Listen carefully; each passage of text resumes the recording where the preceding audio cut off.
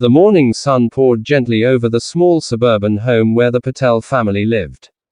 It was a cozy house nestled between tall trees, with a white picket fence and a garden that bloomed with vibrant colors every spring. Inside lived Mr. and Mrs. Patel, their 2 children, Arav and Mira, and the beloved Labrador, Bruno. Bruno wasn't just a pet, he was a part of the family. Always wagging his tail with excitement, always eager to play, and always curling up by the door waiting for the kids to come back from school. Every morning began with Bruno bounding down the hallway, tail wagging furiously, to wake up the kids.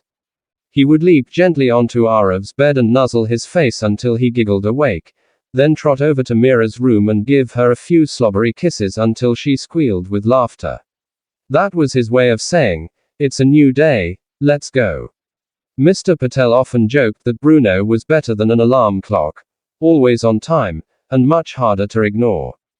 Breakfast time in the Patel household was full of energy. While Mrs. Patel made toast and cut fruit, Bruno would sit patiently by the kitchen table, waiting for someone to, accidentally, drop a bit of food. Arav would sometimes sneak him a piece of banana or toast under the table, grinning as Bruno gulped it down happily. After breakfast, as the children grabbed their school bags and kissed their parents goodbye, Bruno would follow them to the door, whining softly. It was the same every day, he didn't want them to leave.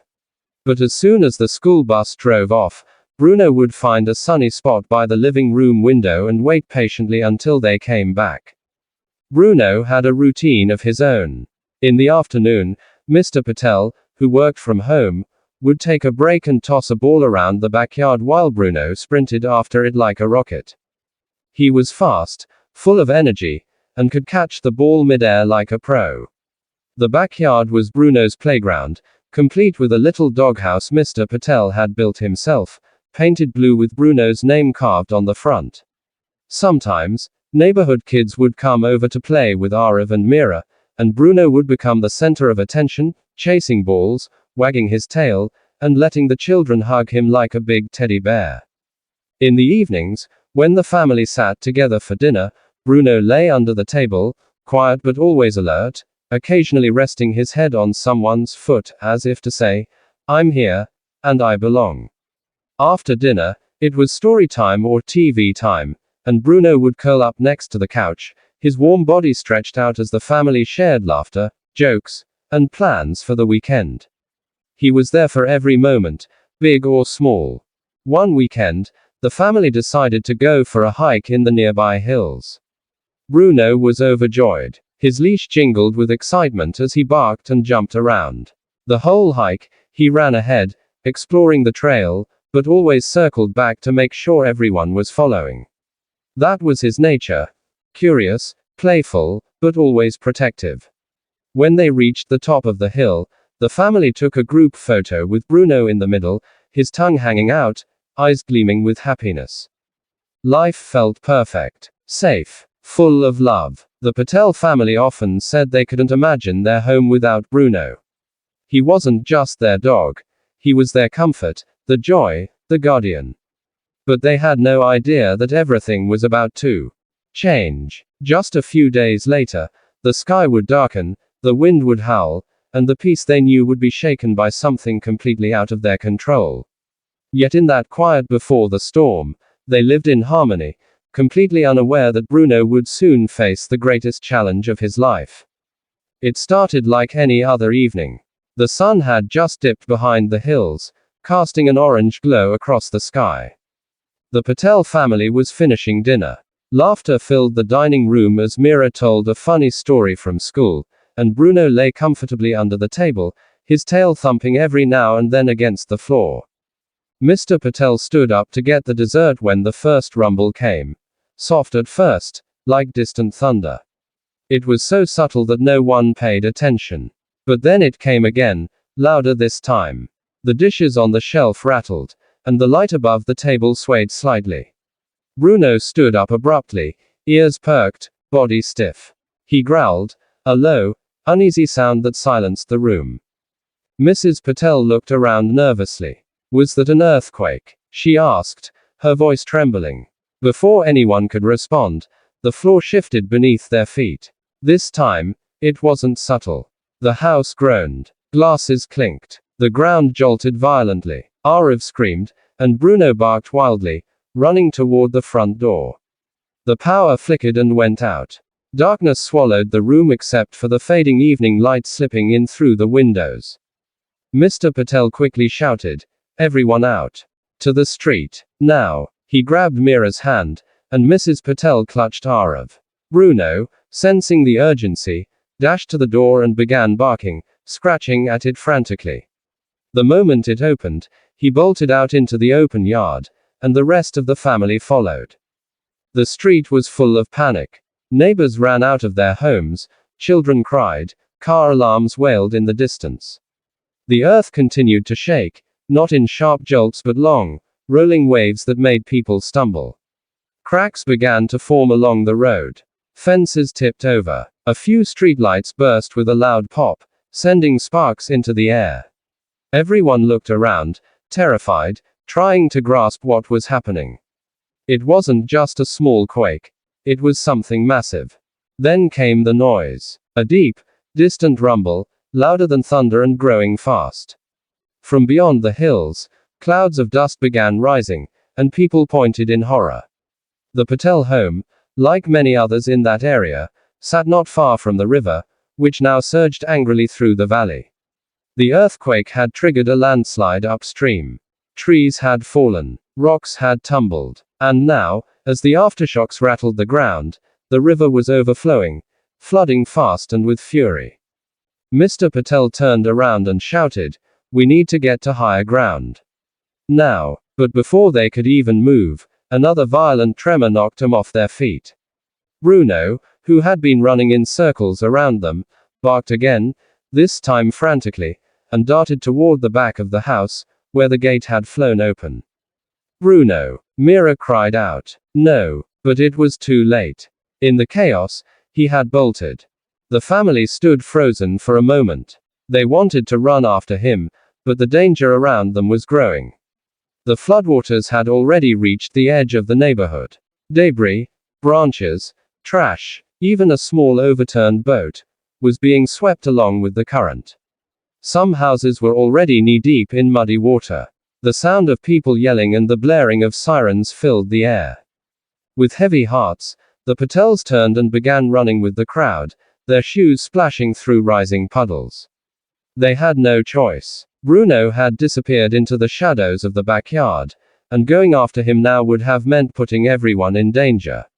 Arav sobbed as he ran, calling Bruno's name. Mira kept looking back, hoping to catch a glimpse of the dog coming through the fence. But there was nothing. By the time they reached higher ground, the view behind them was heartbreaking. Their street was submerged. Vehicles floated like toys. Lights flickered and died. The entire area looked like a war zone. Rescue teams were already arriving, trying to help those still trapped in their homes. Helicopters circled overhead. People were crying, hugging one another, searching for family members. The Patels huddled together, cold, soaked, and shaken. But what hurt most wasn't the loss of their home.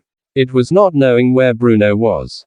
The hours that followed were long and painful. Emergency crews took down names, offered blankets, and handed out water. The Patels answered every question but had one of their own that no one could answer. Had anyone seen a Labrador? Golden fur, brown eyes, a blue collar with a tag that read, Bruno. But no one had. That night, as the family lay under a shared tarp on the muddy hillside, sleep was impossible. The air was filled with the scent of wet earth, smoke, and fear. The only thing missing was the sound they longed for the most, the jingle of a collar, the bark of their loyal friend, the soft nudge of his nose. Bruno was out there, somewhere, and they could only hope he had found a way to survive. The rain didn't stop for 2 days.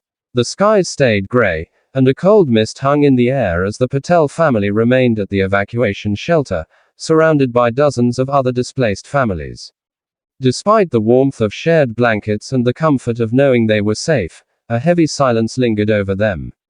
They had lost so much in an instant: their home, their belongings, their sense of security, but above all, what broke their hearts most was the absence of Bruno. They replayed the scene over and over in their minds. The barking, the open gate, the way he darted toward the back of the house just moments before the second shockwave hit. Maybe he was scared. Maybe he heard something. Or maybe, like always, he was trying to protect something they didn't even realize was in danger. That was the kind of dog Bruno was: alert, loyal, and always ready to defend his family. But now, he was out there alone, somewhere in the flooded and broken remains of their neighborhood. Arav hardly spoke. He kept clutching the blue leash they had managed to grab before leaving the house, running his fingers over the frayed handle as if it were Bruno's fur. Mira whispered his name in her sleep and woke up crying when she realized he wasn't curled up at her feet. Mr. Patel walked around the shelter, checking with other families, rescue workers, and animal volunteers, showing him a picture of Bruno on his phone. But every time, the answer was the same: sorry, we haven't seen him. On the third day, the sun finally peeked through the clouds, and the floodwaters began to slowly drain away. Emergency teams allowed people to return to their neighborhoods, at least to see what was left. The Patels joined a small group walking down the muddy, debris-covered road that used to lead to their street. The scene was devastating. Houses had been torn apart. Cars lay overturned. Trees were uprooted and strewn across the roads like broken matchsticks. And the smell, wet wood, gasoline, sewage, it made Mira cover her face and turn away. They reached their house, or what remained of it. The roof had partially collapsed, the backyard fence was gone, and water had soaked everything inside. Furniture floated in odd positions, photos were smeared and unreadable, and the doghouse Mr. Patel had built for Bruno was flattened. Arav ran to it, fell to his knees, and cried silently, clutching a broken piece of wood that still had Bruno's name carved on it. There was no sign of the dog. No paw prints in the mud. No barking in the distance. Nothing. The next day, animal rescue groups began combing through the area, searching for lost pets and injured animals. The Patels handed out flyers with Bruno's picture. Golden Labrador, friendly, responds to his name, last seen during the earthquake. They posted on every community board, social media group, and with every shelter they could find. Some people said they'd seen dogs running through the forest just outside the neighborhood. Others mentioned spotting a group of strays near the flooded park. Every tip lit a spark of hope, and every false lead hurt just as much. As days passed, life at the shelter became a routine of survival. But the emotional toll was heavy. At night, the Patels whispered prayers for Bruno. Mira kept a bowl of water beside her bedroll, just in case he came back. Mr. Patel started walking into nearby areas on foot, hoping maybe, just maybe, Bruno had taken shelter somewhere familiar. A week later, a local rescue volunteer visited the shelter to check in on families. When she reached the Patels, she noticed the worn flyer still clutched in Arav's hand. She paused, looking at the photo. "This dog," she murmured. "I think one of our teams may have spotted a Labrador near the old railway yard. He wouldn't let anyone near him, just kept circling the area. Seemed scared but unharmed." Everyone in the family looked up at once, their hearts racing. Could it be? Could Bruno have survived all of it and was waiting, alone? They begged for directions. The railway yard wasn't far, less than 2 miles away. Without waiting, Mr. Patel and Arav rushed off, joined by the volunteer. Mud clung to their shoes, and fallen trees blocked some paths, but nothing could slow them down. They had to see for themselves. And there, near the edge of the yard, under the rusted frame of an old cargo wagon, a golden shape moved. The dog stood cautiously, thin, covered in dirt, but alive. He stared at them with wide, alert eyes. The moment Arav called out, "Bruno!"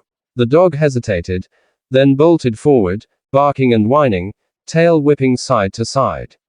Arav dropped to his knees as Bruno leapt into his arms, licking his face wildly. Mr. Patel crouched beside them, tears streaming down his cheeks. The dog they feared was lost forever had survived. Against all odds, Bruno had found his way through disaster and held on. The Patel family was whole again. When Bruno finally returned to the Patel family, it was as if something sacred had been restored. Covered in dried mud, thinner than before, and limping slightly on his back paw, he was still very much Bruno, loyal, bright-eyed, and full of love. Arav wrapped both arms around his neck, burying his face in Bruno's fur, sobbing with relief. Mira couldn't stop smiling even through her tears. Mr. Patel called it nothing short of a miracle. And Mrs. Patel kept whispering, "Thank you," over and over as if Bruno could understand that her gratitude was deeper than words. They brought him back to the shelter, where volunteers and families watched the reunion with quiet awe. One of the rescue workers helped examine Bruno. He was dehydrated, had a few cuts on his legs, and the limp was due to a strained muscle, but there were no serious injuries. They wrapped him in a soft blanket and gave him fresh water and food. He ate slowly, as though still adjusting to the fact that he was safe, but his eyes never left the Patel family, especially Arav. It was as though Bruno needed reassurance that they hadn't disappeared again. That night was the first in many where the Patels slept in peace. Bruno curled up beside the children, his body curled protectively around them, and the shelter felt warmer, somehow lighter.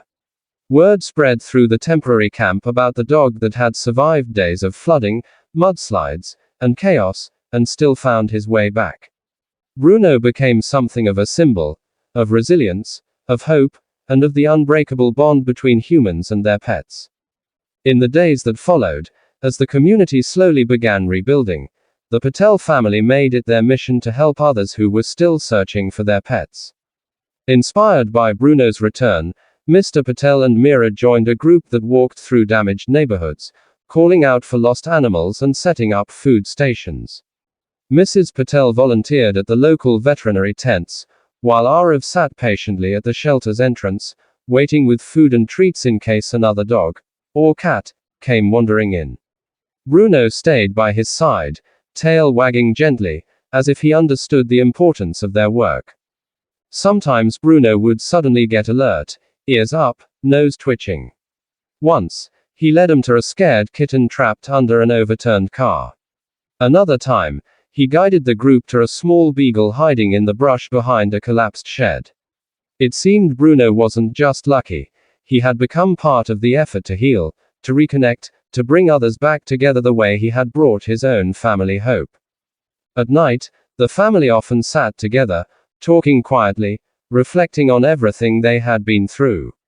Mira once said, "I used to think dogs needed us, but now I realize, we need them just as much." Bruno would glance up at the sound of his name, as if agreeing. The authorities finally announced that parts of the neighborhood were stable enough for people to start returning. The Patels went back to see what they could salvage. Their home was beyond repair, but they were able to gather a few things: family albums, some clothes, and most importantly, Bruno's old toys and his name tag, which Arav wore on a string around his neck like a lucky charm. They relocated to a temporary house nearby. It was small, but dry and safe. They kept Bruno close, always within sight. No one wanted to feel the pain of losing him again. But they also saw how the experience had changed him. He wasn't just the family pet anymore, he had become the guardian, their reminder that even when the world crumbles, love has a way of holding things together. One afternoon, as the sun returned to the sky and the birds began singing again, Bruno and Arav sat on the porch steps, watching the workers rebuild homes. Arav looked at Bruno and said, "You're a hero, you know that." Bruno didn't bark, didn't wag, he just leaned his head gently against Arav's shoulder. No words were needed. Bruno's return not only brought comfort to the Patels, it ignited something bigger.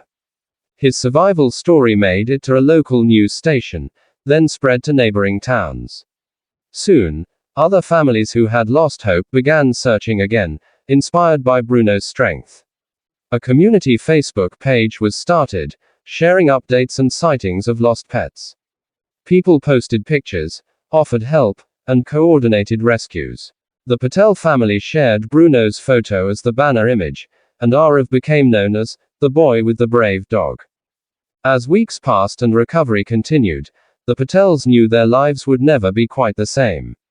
They had seen nature at its worst, yes, but they had also seen courage in a dog that didn't give up, even when everything around him collapsed. Bruno's journey had become more than a survival story. It had become a message of hope, for families, for communities, for anyone who needed to believe that loyalty, love, and instinct could triumph even in the face of disaster. Rebuilding after a disaster is never just about bricks, wood, or clearing debris. It's about stitching back the fabric of a life that was suddenly torn apart. For the Patel family, the physical destruction left behind by the earthquake and flood was overwhelming, but slowly, piece by piece, they began to find their footing again. What kept them going, more than anything, was the unshakable bond they shared with Bruno. His survival had given them more than hope. It gave them direction. The shelter eventually closed as families moved to temporary housing. The Patels were among the lucky ones. They were granted a modest government-provided home in a nearby area not far from their old neighborhood. It wasn't perfect. The walls were thinner, the rooms smaller, and there was no garden like before. But it was clean, safe, and dry, and most importantly, they were together. Bruno quickly adjusted to the new home. Though he still had moments where loud noises made him flinch or storms made him uneasy, his eyes always softened when he saw the children near. He followed Arav and Mira everywhere, sometimes even waiting by the bathroom door until they came out. It was as if he had vowed never to let them out of his sight again. And in return, they gave him every ounce of love they had. He had his own sleeping cushion, fresh food, and long walks every evening, though he never strayed far from the family's side. One of the most beautiful parts of this period was how Bruno helped other people heal too. Neighbors, many of whom had lost pets or were still emotionally shaken by the disaster, found comfort in his presence. Children would stop on their way home from school just to pet him. Elderly residents smiled when Bruno walked by, gently wagging his tail, sensing who needed his attention the most. In a place filled with stories of loss, he was a living reminder that some stories had miraculous endings. The Patel children began school again, and Mrs. Patel found part-time work helping with local recovery efforts. Mr. Patel started volunteering in animal rescue missions, something he felt deeply passionate about after what happened with Bruno. He said that if even one more family could be reunited with their pet, it would be worth it. And often, Bruno accompanied him on these missions, not just as a companion, but as a silent guide. His presence calmed frightened dogs and encouraged them to come out of hiding. One particularly touching moment came when a scared terrier was found beneath a collapsed porch. The dog barked wildly whenever anyone approached, terrified and defensive. But when Bruno walked up calmly and sat just outside the debris, something shifted. The terrier stopped barking. They stared at each other for a few moments. Then the small dog cautiously crawled out and followed Bruno into the arms of the waiting rescue team. It was as if Bruno was telling him, "It's okay now. You're safe." The Patel family also organized a small event in their neighborhood park, a pet day, where families could bring their animals, share stories, and honor pets lost during the disaster. They called it Bruno's Day. There were posters, food stalls, and a little area where kids painted pictures of the dogs and cats. Bruno, of course, was the star of the day. He wore a ribbon around his neck and calmly posed for photos with children and families. People brought treats, shared hugs, and laughed again. For the first time in months, the park was filled with joy instead of sorrow. At the heart of all this was a deeper realization. Bruno wasn't just a dog who survived. He was a bridge between before and after, the life they had and the one they were building. He had walked through destruction and fear and come out the other side still loving, still loyal. That resilience inspired others to find their strength again. Every evening, as the sky turned orange and pink, Arav would sit on the steps of their small porch, Bruno lying beside him with his head resting on Arav's foot. The boy would sometimes read aloud or talk about school. Bruno listened patiently, occasionally nudging him with his nose. It had become their time. A quiet space to just be. It was during one of these evenings that Arav whispered, "You know, I don't think I'll ever be afraid of anything again. Because if you made it back to us, then anything is possible." Life didn't return to what it was, but the new normal had its own kind of beauty. There was strength in the way people helped each other, in the resilience of children playing again, in the quiet hope that Bruno seemed to carry in his eyes. The Patel family still missed their old home, but they didn't dwell on the loss. Instead, they celebrated what they had. Each other, a roof over their heads, and the dog who reminded them daily that love always finds a way back home. Months had passed since the earthquake and flood turned their lives upside down, but for the Patel family, every new sunrise now felt like a gift. The panic and confusion of those early days had faded, replaced with routines built around healing, rebuilding, and gratitude. And at the center of it all was Bruno, their loyal dog, the survivor who had not only returned against all odds but continued to bring light into their lives and the lives of others. The community had grown closer since the disaster. Neighbors who barely knew each other before now shared meals, helped fix each other's homes, and looked out for one another. The local park, once empty and neglected, had become a gathering place again. And every time families came together, whether for rebuilding projects, neighborhood meetings, or just to let their children play, Bruno was there, a quiet, calming presence, wagging his tail and spreading a sense of peace. Something had changed in him, though. While he was still the affectionate dog who loved playing with Arav and Mira, he now seemed more alert, more aware of the people around him. He sensed when someone was anxious or sad. He would rest his head on their lap or nuzzle gently until they smiled. People started calling him the guardian of the neighborhood. Children wrote short stories about him for school, and local volunteers even made a small badge for him that read, "Bruno, Hero Dog." Bruno's story continued to inspire not just their small neighborhood, but people in nearby towns too. The local news station had done a segment on him, and soon a small article about his survival made it to an online publication.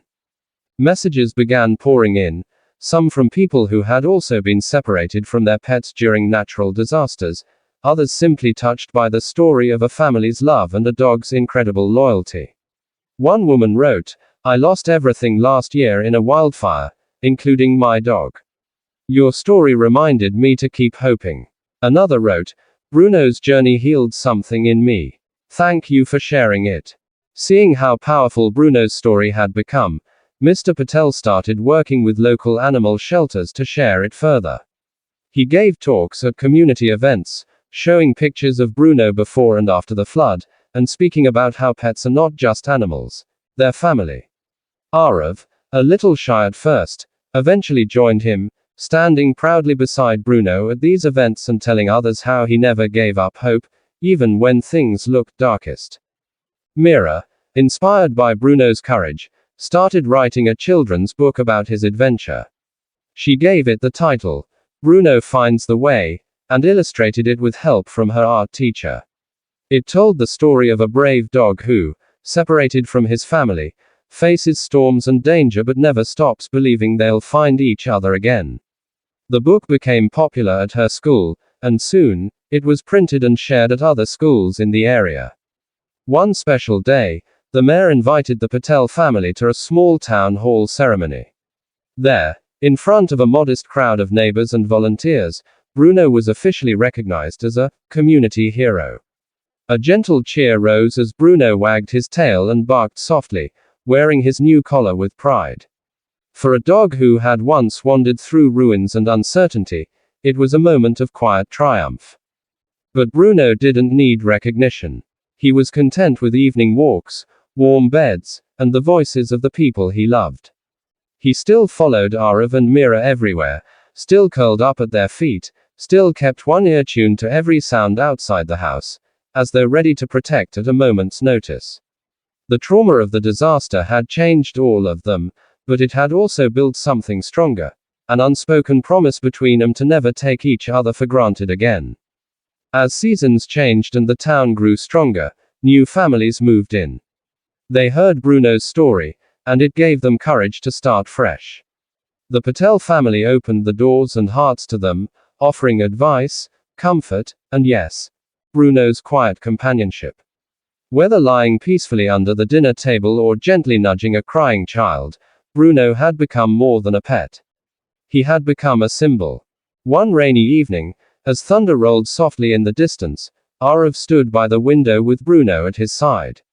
He reached down and stroked his fur, remembering the terrifying night when they were forced to flee, how he had cried into his mother's arms, whispering, "Will we ever see him again?"